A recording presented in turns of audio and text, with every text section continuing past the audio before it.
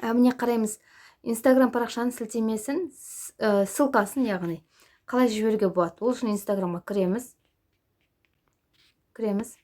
Сосын қараңыздар, төменгі жақта міне өзіңіздің фотоңыз тұрады. Оң жақта, төменгі жақта өзіңіздің фотоңыз тұрады.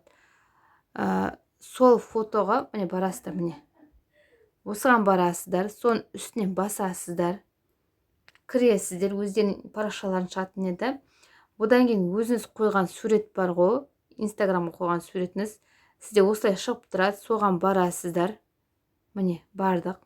Сосын жоғары жақта міне 3 точка тұр, иә, оң жағында жоғары жақта 3 точка. Соны басамыз, міне сол кезде ссылка деген шығады, міне. Осы ссылка деген міне басасыздар.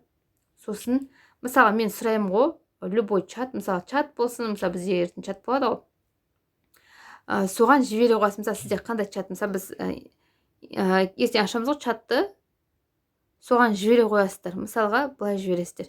Менде қазір керек деген чат бар да, керек нәрселерімді сақтап отыратын.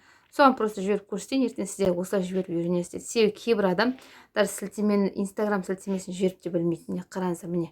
Мен енді мана қойған фотома барам, иә, осы сілтемені бастым, сол фото ашыла ма, соны көрсетемін сіздерге. Міне қараңыз. Инстаграм.